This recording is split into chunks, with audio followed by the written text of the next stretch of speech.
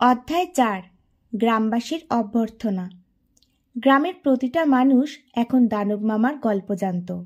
মুন্না আর তার বন্ধুরা দানব মামার বানানো খেলনা নিয়ে খেলতো আর তার গল্প শোনাতো। দানব মামার সম্পর্কে জানার পর গ্রামের বড়রাও তাকে দেখতে চাইল।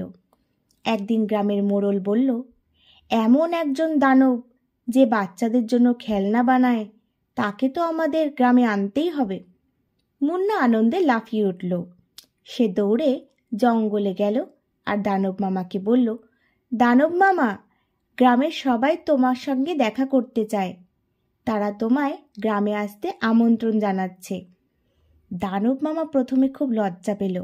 সে বলল, আমি তো খুব বিশ্রী দেখতে, যদি তারা আমায় দেখে ভয় পায়। মুন্না হেসে বলল, তুমি ভয় পেলে কেন? সবাই জানে তুমি খুব ভালো।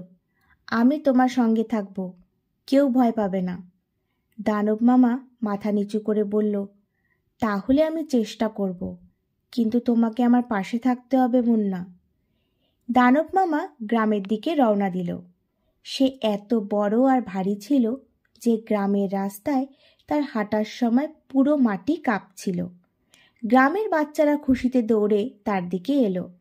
তারা চিৎকার করে বলল, দানব মামা, দানব মামা এসেছে, দানব মামা এসেছে। কিছু বড়রা একটু ভয় পেয়ে পিছিয়ে গেল, কিন্তু মুন্না সবার সামনে দাঁড়িয়ে বলল, দেখুন, দানব মামা কত মজার আর ভালো। তিনি আমাদের জন্য খেলনা বানান আর গল্প শোনান।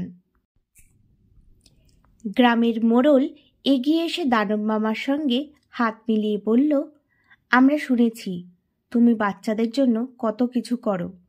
আমাদের গ্রামে এসে তুমি আমাদের অনেক খুশি করেছ। দানব মামা একটু লজ্জা পেয়ে বলল, আমি শুধু বন্ধুত্ব চাই।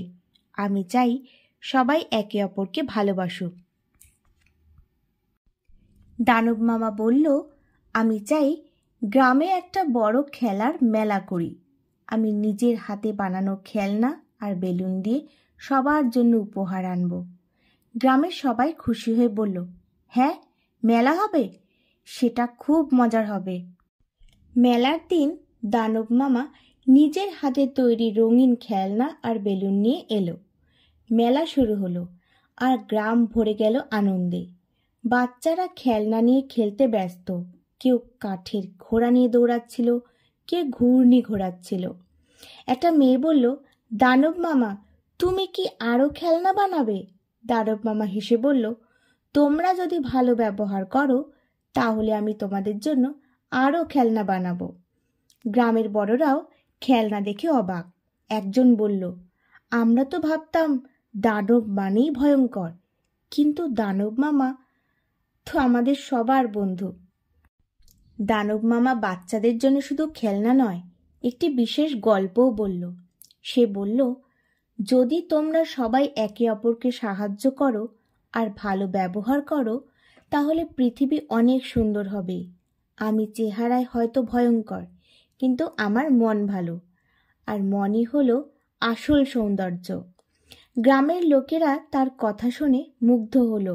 মুন্না তার বন্ধুদের বলল, আমি তো আগে থেকেই জানতাম দানব মামা সবার থেকে আলাদা। গ্রামের মোড়ল দানব মামার দিকে তাকিয়ে বলল, তোমার মতো বন্ধু আমাদের সবার দরকার। তুমি শুধু বাচ্চাদের নয়, আমাদেরও অনেক কিছু শিখিয়েছ। দানব মামা বলল, তাহলে আমায় এখানে থাকতে দাও।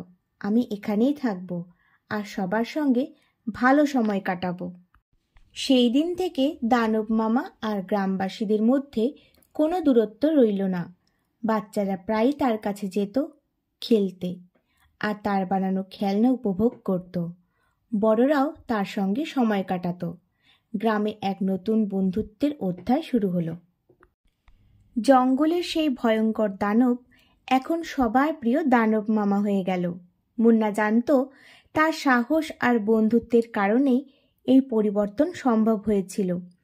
শেষে গ্রামের মেলার আকাশে উঠতে থাকা রঙিন বেলুন আর বাচ্চাদের হাসি যেন দানব মামার মনেও নতুন গ্রামের মেলার আকাশে উঠতে থাকা রঙিন বেলুন আর বাচ্চাদের হাসি যেন দানব মামার মনেও নতুন রং ছড়িয়ে দিল।